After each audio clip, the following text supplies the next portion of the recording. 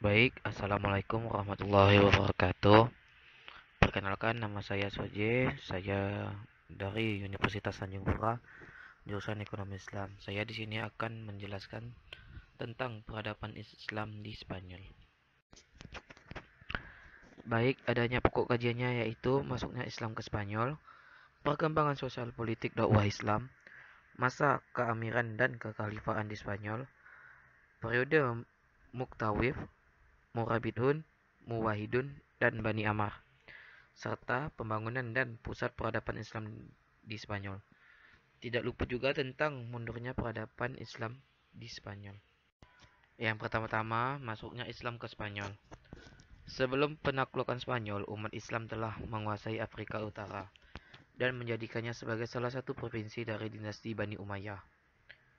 Spanyol diduduki Islam pada masa Khalifah Al-Walid yang merupakan salah satu dari Khalifah Bani Umayyah pada tahun 711 Masehi. Dalam proses penaklukan Spanyol, terdapat 3 pahlawan Islam yang berjasa memimpin satuan-satuan pasukan ke sana. Mereka adalah Tarif bin Malik, Tarik bin Ziyad, dan Musa bin Sahar. Tarif bin Malik dapat disebut sebagai perintis dan penyelidik. Ia menyeberangi selat yang berada di antara Maroko dan benua Eropa itu dengan satu pasukan perang. 500 diantaranya adalah tentara berkuda. Mereka menaiki 4 buah kapal yang disediakan oleh Julian. Ia menang dan kembali ke Afrika Utara dan membawa harta rampas yang tidak sedikit jumlahnya. Sedangkan Tarik bin Ziyad lebih banyak dikenalkan sebagai penakluk Spanyol karena pasukannya lebih besar dan hasilnya lebih nyata. Pasukannya terdiri dari sebagian besar suku Barbar yang didukung oleh Musa bin Sahar dan sebagian lagi orang Arab yang dikirim Khalifah Al-Walid. Pasukan itu kemudian menyeberangi selat di bawah pimpinan Tarik bin Ziyad. Ia menyiapkan pasukannya di sebuah gunung yang dikenal dengan nama Gibraltar atau Jabal Tarik. Dari situ, Tarik dan pasukannya terus menaklukkan kota-kota penting seperti Cordova, Granada, dan Toledo atau ibu kota kerajaan Gotik saat itu. Dan Musa bin Ushair. Beliau merasa perlu melibatkan diri dalam gelanggangan pertempuran dengan maksud membantu perjuangan Tarik dan akhirnya beliau berdua memenangkan daerah Spanyol. Baik, lanjut ke pokok pembahasan berikutnya yaitu tentang perkembangan sosial politik dan dakwah.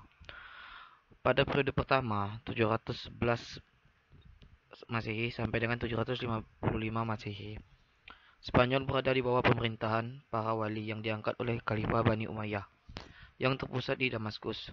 Pada periode ini, stabilitas politik negeri Spanyol belum tercapai secara sempurna. Gangguan-gangguan masih terjadi baik dari dalam maupun dari luar. Gangguan dari dalam antara lain berupa perselisihan di antara elit penguasa, terutama akibat perbedaan etnis dan golongan. Di samping itu, terdapat perbedaan pandangan antara khalifah di Damaskus dan gubernur Afrika Utara yang berpusat di Kairawan. Masing-masing mengaku bahwa mereka lah yang paling berhak menguasai daerah Spanyol ini. Oleh karena itu, terjadi 20 kali pergantian wali atau gubernur Spanyol dalam jangka waktu yang amat singkat. Perbedaan pandangan itu menyebabkan seringnya terjadi perang saudara. Periode kedua, 755 Masehi sampai dengan 912 Masehi. Pada periode ini, Spanyol berada di bawah pemerintahan seorang yang bergelar Amir atau Panglima atau Gubernur. Amir pertama adalah Abdurrahman I yang memasuki Spanyol tahun 138 Hijriah atau 755 Masehi dan diberi gelar Ad-Dakil Spanyol. Ad-Dakil yang masuk ke Spanyol. Ia berhasil mendirikan dinasti Bani Umayyah di Spanyol. Penguasa-penguasa Spanyol pada periode ini adalah Abdurrahman Ad-Dakil, Hisam I, Hakam I, Abdurrahman Al-Autsad, Muhammad bin Abdurrahman, Munzir bin Muhammad, dan Abdullah bin Muhammad. Pada pertengahan abad ke-9, stabilitas negara terganggu dengan munculnya gerakan Kristen fanatik yang mencari kesahidaan atau martidon. Gangguan politik yang paling serius pada periode ini datang dari umat Islam sendiri. Golongan pemberontak di Toledo pada tahun 892 Masehi. Di samping itu, sejumlah orang yang tak puas membangkitkan revolusi yang terpenting di antaranya adalah pemberontakan yang dipimpin oleh Hasfun dan di antaranya dan anaknya yang berpusat di pegunungan dekat Malaga. Sementara itu, perselisihan antara orang-orang barbar dan orang-orang Arab masih sering terjadi. Selanjutnya, periode ketiga, 912 sampai dengan 1013 Masehi. Pemerintah ini berlangsung mulai dari pemerintahan Abdul Al-Rahman III yang bergelar Al-Nasir sampai munculnya raja-raja kelompok yang disebut Muluk Al-Tawaif. Pada pemerintahan ini, Spanyol dipimpin oleh penguasa dengan gelar Khalifah. Penggunaan gelar ini bermula dari berita yang sampai kepada Abdul Al-Rahman III dan bahwa Al-Muqtadir Khalifah Daulah Bani Abbas di Baghdad dibunuh oleh pengawalnya sendiri. Dan ini menunjukkan bahwa pemerintahan Abbasiyah berada dalam kemelut. Hal ini menyebabkan pemakaian gelar khalifah yang telah hilang selama 150 tahun lebih. Khalifah-khalifah tersebut antara lain Abdul Ar-Rahman Al-Nasir 911 sampai dengan 961 Masehi. Hakam II 961 sampai dengan 976 Masehi. Dan Hisham II 976 sampai dengan 1009 Masehi. Pada periode ini, umat Islam Spanyol mencapai puncak kemajuan dan keemasan menyaingi Daulah Abbasiyah. Antara lain, Abdul Al-Nasir mendirikan Universitas Cordova, perpustakaan yang memiliki koleksi ratusan ribu buku. Hakam II mendirikan perpustakaan dan rakyatnya dapat menikmati kesejahteraan dan kemakmuran pembangunan kota yang berlangsung. Pada periode keempat, 1013 sampai dengan 1086 Masehi, Spanyol terpecah menjadi lebih dari 30 negara kecil di bawah pemerintahan raja golongan atau Al-Muluk Al-Tawaif yang berpusat di suatu kota seperti Seville, Cordova, Toledo, dan sebagainya. Yang terbesar di antaranya adalah Abbadiyah di Seville, karena terpecahnya Spanyol menyebabkan perang saudara. Hal ini dimanfaatkan oleh umat Kristen mengambil inisiatif untuk menyerang umat Islam. Walaupun terjadi kekacauan politik, namun kehidupan intelektual terus berkembang pada periode ini, yaitu Istana mendorong para sarjana dan sastrawan untuk mendapatkan perlindungan dari suatu istana ke istana lain. Periode kelima, 1086 sampai dengan 1248 Masehi. Pada periode ini, Spanyol Islam meskipun masih terpecah dalam beberapa negara, tetapi terdapat satu kekuatan yang dominan, yaitu kekuasaan dinasti Murabitun 1086 sampai dengan 1143 Masehi dan dinasti Muwahhidun 1146 sampai dengan 1235 Masehi. Dinasti Murabitun pada mulanya adalah sebuah gerakan agama yang didirikan oleh Yusuf ibn Tasfin di Afrika Utara pada tahun 1062 Masehi. Ia berhasil mendirikan sebuah kerajaan yang berpusat di Marrakesh. Pada masa dinasti Murabitun, Saragossa jatuh ke tangan Kristen, tepatnya tahun 1118 Masehi. Dinasti Muwahhidun didirikan oleh Muhammad bin Tumaizi 1128. Pada tahun 1212 Masehi, tentara Kristen memperoleh kemenangan besar di Las Navas di Tolosa. Kekalahan-kekalahan yang dialami Muwahhidun menyebabkan penguasanya memilih meninggalkan Spanyol dan kembali ke Afrika Utara tahun 1235 Masehi. Tahun 1238 Masehi, Cordova jatuh ke tangan penguasa Kristen dan Seville jatuh tahun 1248 Masehi. Seluruh Spanyol kecuali Grenada lepas dari kekuasaan Islam. Dan pada periode ke-6, tahun 1248 sampai dengan 1492 Masehi, Islam di Spanyol hanya berkuasa di Granada di bawah dinasti Bani Ahmar 1231 sampai dengan 1492 Masehi. Pada masa ini, peradaban kembali mengalami kemajuan seperti zaman Abdul Al-Rahman Al-Nasir. Kekuasaan ini merupakan kekuasaan terakhir di Spanyol berakhir karena adanya perselisihan dalam istana memperebutkan kekuasaan. Dalam masa lebih dari 7 abad kekuasaan Islam di Spanyol, umat telah mencapai kemajuan di sana, bahkan berdampak pada kemajuan lebih kompleks antara lain kemajuan intelektual seperti filsafat, sains, fikih, musik, kesenian, bahasa, dan sastra, serta kemegahan bangunan fisik seperti indahnya ibu kota Spanyol yaitu Cordova, yang terdapat jembatan besar yang dibangun di atas sungai di tengah kota. Terdapat istana-istana di tengah kota yang memperindah pemandangan. Selain itu, di Granada terdapat Istana Alhambra yang tidak kalah megahnya di istana. Lanjut ke pokok pembahasan masa keamiran dan kekhalifahan di Spanyol. Masa keamiran pertama kali dipegang oleh Abdurrahman I Al-Dakhil. Dia adalah keturunan Bani Umayyah yang berhasil lolos dari kejaran kerajaan Bani Abbas. Para penguasa-penguasa pada masa keamiran adalah Abdurrahman Ad-Dakhil, Hisam I, Hakam I, Abdurrahman Al-Ausad, Muhammad ibnu Abdurrahman, Muzir ibnu Muhammad, dan Abdullah ibnu Muhammad. Pada masa ini, umat Islam Spanyol mulai memperoleh kemajuan-kemajuan di bidang politik dan peradaban. Pemikiran filsafat juga mulai masuk pada masa keamiran, terutama pada zaman Abdurrahman di Alus. Ia mengundang para ahli dari dunia Islam lainnya untuk datang ke Spanyol, sehingga kegiatan ilmu pengetahuan di Spanyol semakin semarak. Sekalipun demikian, berbagai ancaman dan kerusuhan terjadi.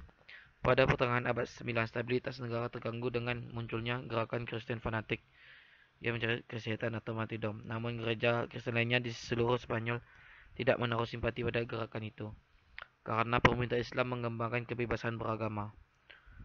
Pemakaian kembali gelar khalifah bermula setelah adanya pemberitaan dari Abdurrahman III mengenai kematian Al-Muqtadir, Khalifah Daulah Abbasiyah yang dibunuh oleh pengawalnya sendiri. Ia berpendapat bahwa saat ini merupakan saat yang tepat untuk memakai gelar khalifah yang telah hilang dari kekuasaan Bani Umayyah selama 150 tahun lebih. Karena itulah gelar ini dipakai mulai tahun 929 Masehi. Khalifah-khalifah besar yang memerintah pada masa ini adalah Abdurrahman Al-Nasir, Hakam II, Hisam II, walaupun masih banyak khalifah yang lain tapi tidak setenar ketiga penguasa tersebut. Baik, lanjut lagi ke periode Muqtaif, Murabitun, Muwahhidun, dan Bani Ahmar atau Granada. Pada periode Muqtawif, Spanyol terpecah lebih dari 30 negara kecil di bawah pemerintahan raja-raja golongan Al-Muluk Tawaif yang berpusat di berbagai kota seperti Sevilla, Cordova, Toledo, dan sebagainya. Yang terbesar di antaranya adalah Abbadiyah di Sevilla. Pada masa ini, umat Islam di Spanyol kembali memasuki masa pertikaian internal. Ironisnya, jika terjadi perang saudara di antara mereka, ada sebagian dari mereka yang meminta bantuan pada raja-raja Kristen. Melihat kelemahan dan kekacauan yang menimpa keadaan politik Islam, maka orang-orang Kristen mengambil inisiatif melakukan penyerangan terhadap Islam. Meskipun keadaan politik pada masa ini tidak stabil, namun kehidupan intelektual terus dikembangkan. Banyaknya istana dan perpustakaan mendorong para sarjana dan sastrawan dapat melakukan kajian ilmu pengetahuan. Yang kedua, periode Murabitun. Dinasti Murabitun mulanya adalah sebuah gerakan agama yang didirikan oleh Yusuf ibn Tashfin di Afrika Utara pada tahun 1062 Masehi. Ia berhasil mendirikan sebuah kerajaan yang berpusat di Marikisi yang masuk ke Spanyol atas undangan penguasa-penguasa Islam di sana yang telah memikul beban berat perjuangan mempertahankan negerinya dari serangan orang-orang Kristen. Ia dan tentaranya berhasil mengalahkan pasukan Kastilia pada tahun 1086 Masehi. Karena perpecahan di kalangan raja-raja Muslim, Yusuf melangkah lebih maju untuk menguasai Spanyol, dan ia berhasil untuk itu. Akan tetapi, penguasa-penguasa sesudahnya lemah dan akhirnya pada tahun 1143 Masehi, kekuasaan dinasti ini berakhir, baik di Afrika Utara maupun di Spanyol, yang kemudian digantikan oleh dinasti Muwahhidun. Oke, periode Muwahhidun didirikan oleh Muhammad Ibnu Tumarat. Dinasti ini datang ke Spanyol di bawah pimpinan Abdul Al-Munim antara tahun 1114 Masehi dan 1154 Masehi. Kota-kota muslim penting seperti Cordova, Almeria, dan Granada jatuh di bawah kekuasaannya untuk jangka beberapa dekade. Dinasti ini mengalami banyak kemajuan. Kekuatan-kekuatan Kristen dapat dipukul mundur. Akan tetapi, tidak lama setelah itu Muwahhidin mengalami keambukan. Pada tahun 1212, tentara Kristen memperoleh kemenangan besar di Las Navas de Tolosa. Selanjutnya, periode Bani Ahmar atau Granada. Pada masa ini Islam hanya berkuasa di daerah Granada. Peradaban kembali mengalami kemajuan seperti di zaman Abdurrahman An-Nasir. Akan tetapi secara politik dinasti ini hanya berkuasa di wilayah yang kecil. Kekuasaan Islam yang merupakan pertahanan yang terakhir di Spanyol ini berakhir karena perselisihan orang-orang istana dalam memperebutkan kekuasaannya. Abu Abdullah Muhammad merasa tidak senang kepada ayahnya karena menunjuk kepada anaknya yang lain untuk menjadi raja. Dia memberontak dan berusaha merampas kekuasaan. Dalam pemberontakan itu, ayahnya terbunuh dan digantikan oleh Muhammad ibnu Sa'ad. Abu Abdullah kemudian meminta bantuan kepada Ferdinand dan Isabella untuk menyatukannya, dan pada akhirnya dua penguasa Kristen ini dapat menjatuhkan penguasa sah dan Abdullah naik tahta. Tetapi keadaan ini dimanfaatkan oleh Isabella dan Ferdinand. Keduanya ingin merebut kekuasaan terakhir umat Islam di Spanyol sehingga melakukan serangan terhadap Abu Abdullah, dan akhirnya Abu Abdullah mengaku kalah kemudian menyerahkan kekuasaannya kepada Isabella dan Ferdinand. Dengan demikian berakhirlah kekuasaan Islam di Spanyol. Pada tahun 1492 Masehi, umat Islam pada saat ini dihadapkan kepada dua pilihan, masuk agama Kristen atau meninggalkan Spanyol. Akhirnya pada tahun 1609 Masehi, boleh dikatakan tidak ada lagi umat Islam di Spanyol. Lanjut lagi, pembangunan dan pusat-pusat peradaban Islam di Spanyol. Aspek-aspek pembangunan fisik yang mendapat perhatian umat Islam sangat banyak. Contohnya yaitu pembangunan masjid dan perkotaan. Islam berhasil membangun peradaban yang tinggi di Spanyol seperti masjid-masjid besar, perpustakaan, dan lain-lain. Misalkan Masjid Cordova dan pembangunan pabrik senjata di Cartagena dan Cadiz. Pembangunan istana, pertamanan, dan pemandian umum. Pembangunan pertanian, irigasi, industri, perkapalan, dan perluasan perdagangan. Lanjut ke pusat-pusat peradaban Islam di Spanyol. Di Cordova.